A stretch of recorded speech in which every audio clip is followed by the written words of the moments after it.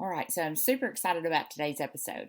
I'm bringing you Rachel Mitchell. She's my second sister, not second sister. That sounds silly, but it's me, then my sister Anna, then my sister Rachel. So she is third in line, and then we have a baby brother. But she manages her business full time, working at home, while also homeschooling her children full time. She has two boys, so she's a wife, a mom, entrepreneur, and I'm super excited about today's episode. I hope you take a lot away from it and check her out on her podcast as well, Living on Mission. And I'll have all this in the show notes today, and I hope you enjoy everything you hear. Hello, you're listening to Business Building by Design with your host, Emily Jansen McGrath. I'm an entrepreneur, designer, mom, business coach, and lover of all things beautiful. Are you feeling overwhelmed, stuck, or don't know if you're in the right place or going in the right direction? Then you found me. I'm here to help you with everyday struggles, business solutions, and so much more. If you're ready to find actionable solutions, laugh, and maybe on occasion have a good cry, then you've come to the right place. So sit back and relax or put your walking shoes on and let's go.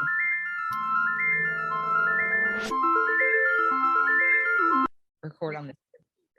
Okay.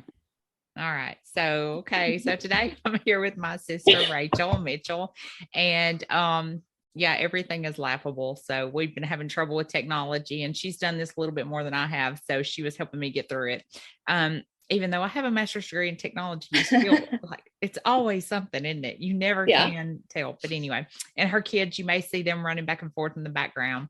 But anyway, so we've been trying they said, who is this? Because I'm on calls all the time. And they're like, who is this? It's Aunt Amy. They said, oh, we can act however we want to then, right? And I was like, no. So anyway, there goes the dog. But anyway, so her life, she's like in the middle of kids, dogs, life, work, everything. I'm in a little bit different season than she is. So, but anyway, I'm so happy that we got together. This is my sister, Rachel Mitchell, and she is a wife to Matt, and she is a mom of two middle school boys, and she homeschools full time, but also she runs a health and fitness business full time as well. So, and she's done that now for about 8 years. And it's crazy. When you put that down, I was like, I cannot believe it's been 8 years already. Wow. So it's been crazy. But she mentors women in faith and fitness. And she also has her own podcast called Living on Mission. And so I wanted to talk with her today. As you know, my podcast is for mainly women in business. And we're going to talk today about how to build a business while working full-time, while homeschooling full-time, being a wife, a mom, business owner, and also you work from home. Mm-hmm. So, yes. So just speak a little bit about what you do and, just your life. Yeah. Well, first of all, I have to say that probably the real thing I've done is, inspired by you. You've always had the entrepreneur spirit, and I've never really understood it, but I kind of understand it a little bit more now. I love it. Well, so what do I do? Okay. So I do have it's a network marketing business where I mentor women in health and fitness, and I pair them up with nutrition programs, workout programs. I share some of my favorite supplements that have helped me get healthier over the last 8 years. And I actually mentor and support those women through online accountability groups, and also teach other women how to build the business as well as the fitness side of it. So I started really small. I honestly just started needing to do a workout, needing to figure out how to get my eating under control. And I just fell in love with it. I fell in love with the process of taking care of my body and how I felt. And, you gave me that book. You may not even remember this. You gave me Made to Crave when I was struggling so much then. And that book really helped me realize that God wants every part of my life, not just Sundays, not just, Sunday nights, or not just my time in the Word, but He wants my eating, and He wants my workouts, and He wants my just told me, Rachel, I've given you a story. I've given you a message to share. And that's really where the business started. And so, yeah, I've been doing it 8 years. It's brought me home to my family, and which led to homeschooling. And now I do run a full-time business, and we homeschool full-time. So it's a lot, but it's a beautiful mess. Well, good deal. Made to Crave is an awesome book. I'll put that in the show notes. If you aren't familiar with that book, it's amazing. It's a oldie but goodie. It's one of those that you keep on the shelf, you pull out from time to time, and it's just a great reminder of how we're to turn over our whole lifestyle to him, not just our, like you said, our devotion time or our time in church, but our eating, our habits, everything that we do is supposed to be for him. So I'll put that in the show notes. Rachel, just like myself, was a former educator, or still is an educator, but she was a school teacher and just on the college level. And I think that she and I have a similar journey in that we worked and did that, and we're still educating. So it's like we've taken those skills and taken those things that we've learned along the way, and we're using them in our businesses now.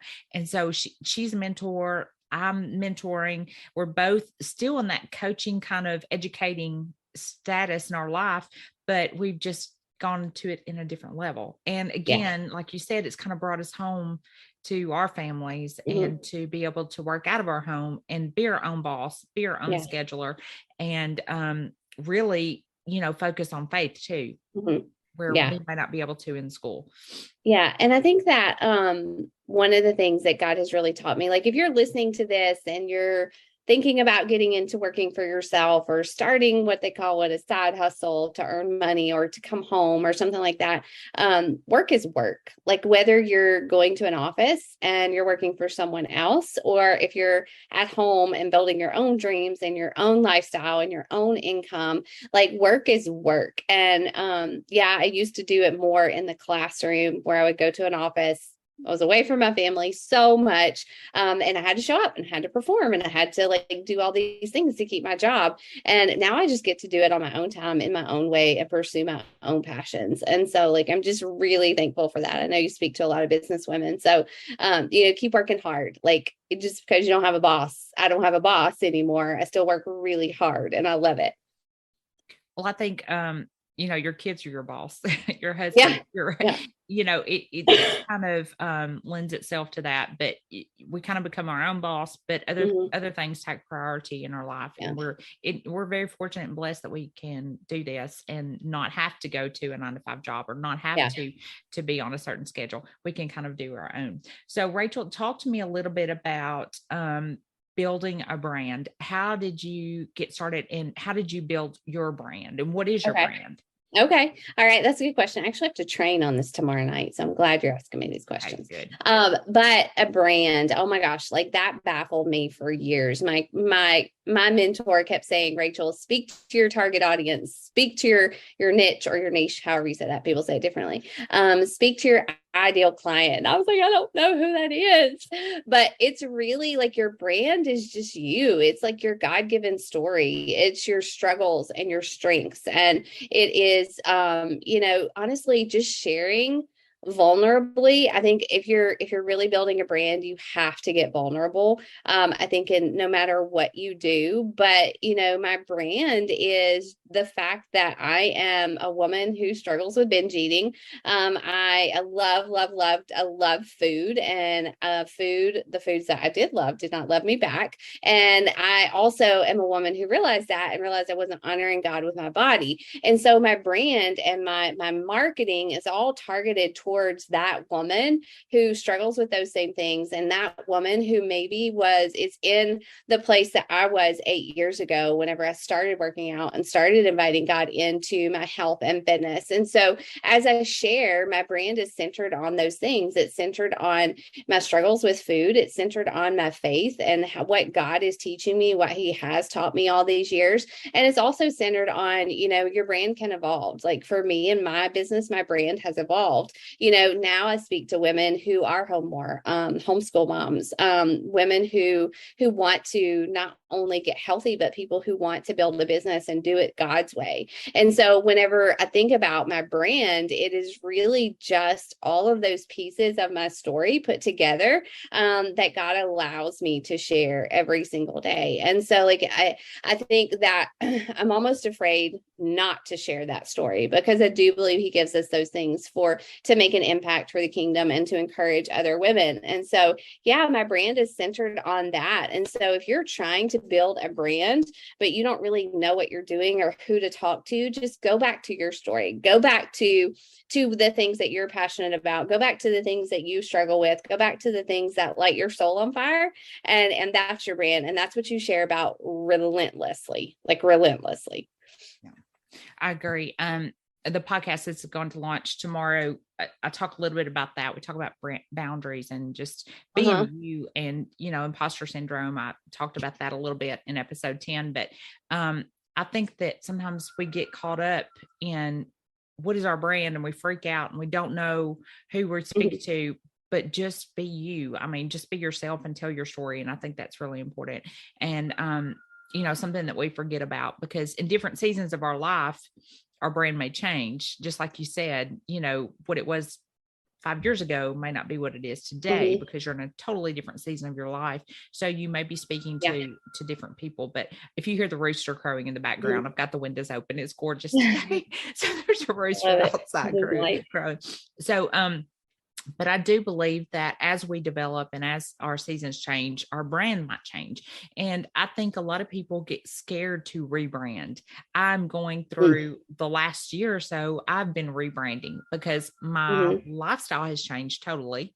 I've gone from being a shop owner, my kids being in school, and now we're, I'm at home, no kids, and I don't own the shop anymore. I work from home. I'm not so much in the public as I was. Now I'm more, I just work one-on-one or like on my podcast or people like you. So, so I think that it's okay to rebrand. And I think, like you said, just tell your story and tell where you are. And then people, they either resonate with you or they don't. And that's okay. Everybody has their own. And rebranding is messy. Like there's definitely a messy middle. So like if you're trying to rebrand, like I know whenever I went from working full time, so I had this transition, like I went from working full time and having like a side hustle to, I don't really like that term, but that's what everybody understands. The side hustle became my full-time hustle. And so, that was awkward. Like, how do I talk about, like, I used to talk to women about how to get fit while you're on the go, or how to build a business in the pockets of your day. And then there I went from that to full-time, like working from home. And so my story shifted, my message shifted. But my story from day one, like it doesn't change. Like I was still an authority. I still had that business understanding of how to build a business while working full time. I still have that today. I can still teach a woman how to build a business if she works full time. But then I went from working full time from home to homeschooling and working full time from home. And so like it went all the way back to like I have still working a full time job, because homeschooling is a full time job. And then now I work in the pockets of my day again. Like I don't just have like all the time in the world to do and create and things like that. So there's always like a really, really messy transition. So when you're transitioning, if your brand is changing, it's okay. Expect, say like on social media, for your views to go down or your followers to go down or something like that. Yeah. And like you said, like if people unfollow you, it's okay. They're just not who God has intended for you to impact right now. And there's nothing wrong with that. Right. And I think sometimes we become fearful of that. But I try to encourage people to embrace that moment, take that time, learn from it, but also grow from it. It's a time period. It's necessary. And for you to grow, sometimes that's necessary. So, and I think a lot of times we try to hold on to what we had before and we expect that. It's easy. It's comfortable. Yeah. And so it's really hard to get into that new groove, but it's a good time. It's a blessing. And as we go through that and we grow, So tell me a little bit about, we've talked about the building your brand, but how about building a business with purpose? Making sure that you're sticking to your purpose and Yeah. Yeah. resonate. Yeah, I think that you have to do work that makes you want to get out of bed every day. And like as a brand new business owner, like some of my first goals were just to like get my products paid for. And then it was, oh my gosh, like I can actually earn money. So like let's pay off the medical bills and things like that, which was a total blessing, just to be able to like not live paycheck to paycheck. And so, income is very much, it's worth working for. There's nothing wrong with wanting to build income that creates us to earn and build wealth so that we can bless others, but love of money can definitely become, evil. And that motivation is only going to work so long, or last so long. And so whenever I really started to think like, okay, I'm building this business month to month, I'm building income, like it's providing for us, like, I'm kind of good at it. Like, how am I going to challenge myself? I got a little bit bored in the first couple of years. And then I just realized like I've always got to be leveling up. And so, challenging myself. I told a friend just today, I was like, I feel convicted that I've been way too comfortable in my business goals lately. I feel like God doesn't want us to stay comfortable at any point of our life. And so my purpose behind my business has always been to help women get healthy and invite God in. Like that's just the foundation of my business because that's what it helped me do. And then obviously I started to earn income, but then I realized, hey, I can help other people do this. Like I can actually help another woman who's living paycheck to paycheck, who wants to provide for her family and who wants to make an impact, and so that really fuels my fire, obviously. And then like things have changed so much, but the fact that I get to work at home, like around my kids and show them the value of work ethic and, sticking through things when they're hard and not giving up. And, like I hope they're little entrepreneurs or big entrepreneurs someday because, God has made them so cool with so many gifts. And like, I just think they could really thrive in that way if that's the plan for them. But, building a business with purpose is just always coming back to, for me, like, how am I making an impact with what God has given me to share? And so, right now, that purpose is honestly to help other women build a business that they love and that is centered in Christ. And just like how good it feels to work hard and to see the fruit from that. So, yeah. Good. I think self-evaluation, just taking a step back every now and then, looking at yourself and thinking, to me is, am I serving others? That's what my goal is, to serve other women. So if I at any point stop doing that, or I feel like that's been compromised, then I need to take a breather and just step back and look and see what's going on and why I'm not doing that anymore. Yeah. So, and I think you do the same thing. You serve other women. And I think that's, I think the more we serve, the more we receive. So, it's just part of it. And that's what I want to continue to do. I want to continue to serve others, and hopefully, not just to receive, but you end up receiving a lot more than you gave away. Definitely. So tell me a little bit about your Living on Mission. How long have you been doing your podcast, and how's it going, and what are you loving about it? Yeah.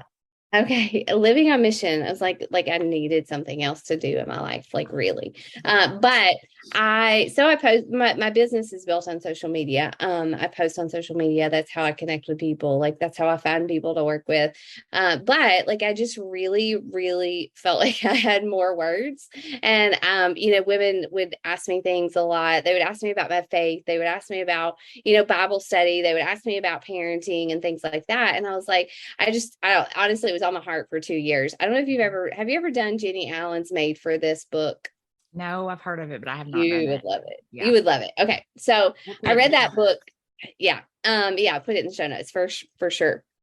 it was just on my heart for like 2 years. And I just didn't, I was scared. Like I was scared. I didn't know where to start. And, but it was just a stirring in my heart that just kept coming up. I even like planned to start a podcast with a couple friends, and that fell through. And then I just laid it over to the side for a while, and it was just there. It was just, I can't explain it other than just a stirring in my heart. And it's not like, I mean, I don't dedicate the time to growth for it. It's literally it's just something that I know I was supposed to do. And, share, it's really focused on raising kids, like raising kingdom kids while also building a kingdom business. And so I focus a lot on just discipleship of kids, of growing in our own faith, of, how to talk to our kids about things that are going on in the world. Right now I'm doing a series called Habits of Holiness, because women ask me all the time about my morning routine, about how to spend more time with God, or what that should look like,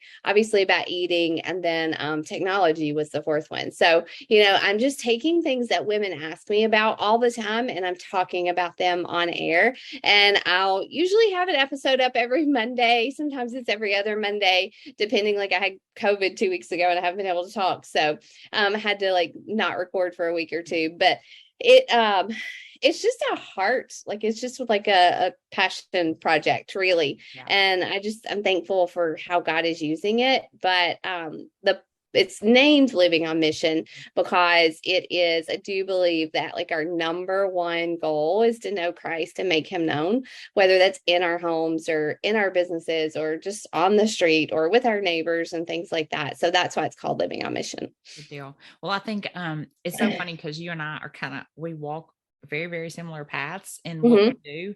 And I'd had the same thing, I wanted to start a podcast, wanted to write. I really want to focus on a book next, or some kind of something, or, I'd love to do courses and whatnot.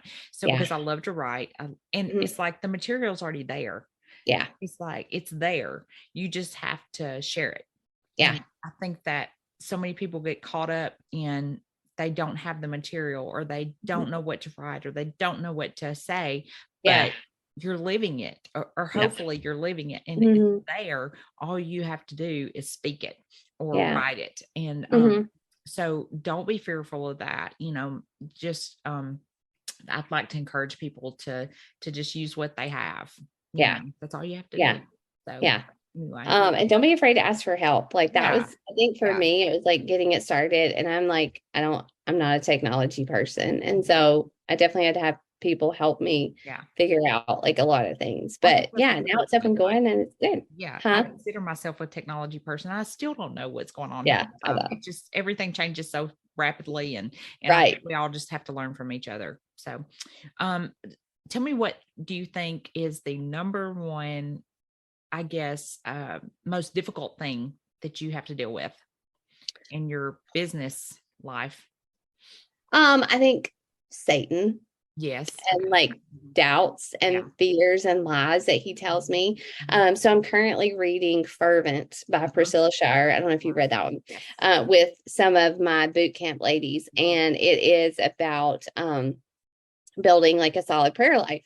And at the beginning of every chapter, she writes from Satan's point of view. Like if I was Satan, this is how I'd trip you up, like in your marriage or in your parenting, or I'd pull up lies, or like, I'd pull up your past a whole lot and make you doubt whether or not, you can have an impact. And so, I would say when I look back over these 8 years as a business owner, I would definitely say that the lies that Satan plants in my head have probably stopped me from achieving things that I could have achieved otherwise. But I'm hip to his game a whole lot more than I ever have been.